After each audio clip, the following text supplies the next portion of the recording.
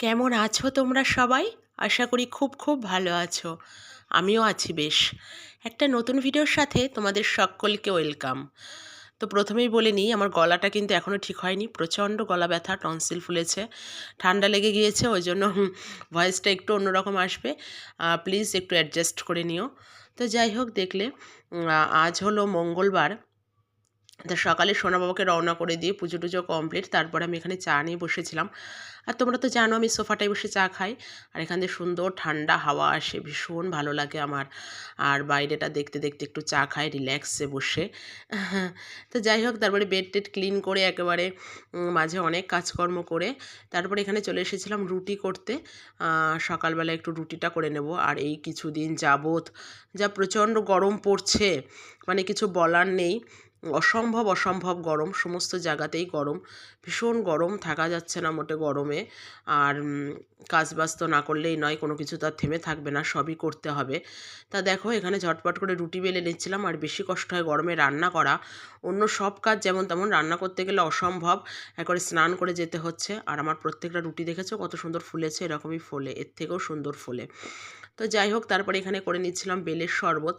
আর বললাম না, প্রচুর বেল এনে রেখেছে ওর বাবা একসাথে যখন আনে, প্রচুর মানে প্রচুর মানে প্রচুর প্রচুর, নষ্টও হয়ে যাচ্ছে, ফেলে দিতে হচ্ছে। একসাথে তো এত খাওয়া পসিবল না, লোকই তো এই 3.5 জন লোক আমাদের সংসার, তারপরে যদি এত আনে তো নষ্ট হয়ে যায়।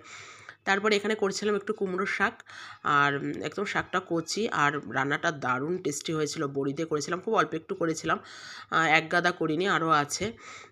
অল্প একটু করেছিলাম, তা দারুণ টেস্টি হয়েছিল খাওয়ার পরে। আর এপাশে প্রেশারে হচ্ছিল তোমার এঁচোড়।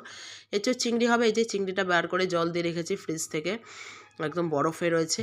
আর এখানে করবো একটু আলুর পকোড়া, এটা নিরামিষ করব, বিকজ আজ অনেক দিন পর পান্তা ভাত রয়ে গিয়েছে। তা আমাদের বাবা বললো, তাহলে একটু ফোন করেছিলাম আমি যে খাবে কি না, বললো খাবো, তাহলে একটু আলুর পকোড়া করো। তা সেটাই করে নেবো। তা এটা আলু গ্রেট করে নিয়েছি, নিয়ে ভালো করে 3-4 বার করে জলে ধুয়ে নিলাম। আর এখানে বাদবাকি যা লাগে ওই বেসন, লঙ্কার গুঁড়ো, লবণ, হলুদ সব কিছু দিয়ে মেখে জাস্ট করে নেবো। ভালো মুচমুচে হয়, খেতে বেশ টেস্টি হয় পকোড়াটা। আর এটা যেহেতু গ্রেট করে নেওয়া, তো একদম মানে কোনো ভীষণ নরম হয়, যে ভীষণ মুচমুচে হয়। আর বহুদিন পর পান্তা ভাত রয়ে গিয়েছে। আর এই যে এঁচোড়টা বসিয়েছি, এটা নিরামিষ, আমাদের ওর বাবার জন্য তুলে রাখবো আগে, রেখে তারপরে চিংড়ি মাছটা ভেজে দিয়ে দেবো। আর এই নিরামিষ আমিষ হলে না খুব হ্যাপা, আলাদা পুরো প্যানে এটাকে ভাজতে হবে, ভেজে দিতে হবে। তা রান্নাবান্না কমপ্লিট, তারপরে এখানে আমি বসে আরও তো ফাঁকে ফাঁকে কাজকর্ম করছিলাম। আর দেখো ছেলেটা ডিস্টার্ব করছে, এখানে একটু হেয়ার কেয়ার করে নিচ্ছিলাম। আর বললাম না ভীষণ গরম পড়েছে। তারপরে দেখো স্নান টান সেরে চলে এসেছি। তো ভাবলাম চলো তোমাদের সাথে আজকে একটু এটা আবার শেয়ার করি। তো এই যে বাইরে দেখেছো কি রোদ্দুর, আর মানে ঘরটা বোঝা যাচ্ছে দেখলে যে কি রোদ্দুর, অসম্ভব রোদ্দুর আর অসম্ভব গরম, কি রোদ্দুরের তেজ, বাবারে বাবা। তো আমি বললাম চলো একটু স্নানের পরে তোমাদের সাথে একটু ভিডিও শেয়ার করা যাক। খুব একটা করা হয় না, ব্যস্ততা প্রচুর থাকে, রোজই ব্যস্ত থাকি। তো ভাবলাম চলো যাই একটু শেয়ার করি। তো সেটাই দেখাচ্ছিলাম। তারপরে দেব পুজো। আর ছেলেটা তো আছে, ও তো আমি না বসলে বই নিয়ে বসবে না। তো এই যে পুরো রেডি স্নান টান করে। আর এই যে পুজো পাঠও আজকে কমপ্লিট। সবাই ভগবান দর্শন করে নাও। আর তোমরা আমার ভগবানকে যে এত এত ভালোবাসো, এত ভালোবাসা দিচ্ছ, তার জন্য আমি আপ্লুত, আমি ভীষণ ভীষণ খুশি। এইভাবে ভালোবাসতে থেকো, ভগবান সবার মঙ্গল করবে।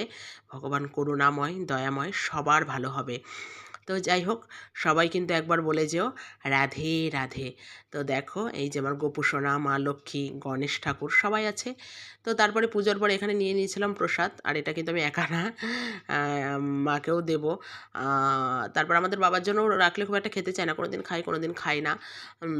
দুপুরবেলায় দোকান থেকে এসে তারপরে আমি খেয়ে দিয়ে ভাবলাম চলো একটু লস্যি করি। ঘরে টক দই দিয়ে করব লস্যি। আমাদের বাবার জন্য 1 গ্লাসই করব, বেশি করব না, বললাম না খুব একটা খেতে চায় না। তা হঠাৎ মনে পড়লো খেতে খেতে যে একটু করি, দুপুরবেলায় গরমে খেলে শরীরটা ঠান্ডাও থাকবে। তাই সেটা একটু করে নিচ্ছিলাম। অনেকটা হলে না মিক্সিতে দিয়ে একবারে ফাইন পেস্ট হয়ে যায় টক দই তো। তা 1 গ্লাস বলে, ওই জন্য 1 গ্লাস বলে এখানে ওই ডাল ঘুটুনি আছে না, ওটা দিয়েই করে নেব। আর এর ভেতরে একটু বিট নুন, তারপরে একটু দুধ, টক দই, তারপরে হলো চাট মশলা, আগের দিন একটু হজমোলা ছিল, সেটাও দিয়েছিলাম, ফলে দারুণ টেস্ট হয়েছিল। আমি একটু গালে দিয়ে দেখলাম যে না সত্যিই খেতে সুন্দর হয়েছে। আমাদের বাবাও বলল যে না দারুণ টেস্টি হয়েছিল আজকের লস্যিটা। আর এটা ফ্রিজে রেখে দেবো এই যে এখন করে। আর ভীষণ ঠান্ডা থাকবে, খেতে মানে দারুণ লাগবে। দুপুরবেলায় দারুণ লাগে। আমরাও খাই ২-১ দিন বেশি করে বানালে, কিন্তু এখন খেলে আর ভাত খেতে পারবো না, তাই আর করবো না। আর এটা সন্ধ্যাবেলায় দেখো একটু বসেছিলাম সোনপাপড়ি আর নিমকি নিয়ে। সোনামাকে বলছিলাম যে তুমি খাবে কিনা? ও খুব একটা খেতে চায় না, ওর শরীরটা ভালো না। তো আজ এই পর্যন্ত। চলো টাটা।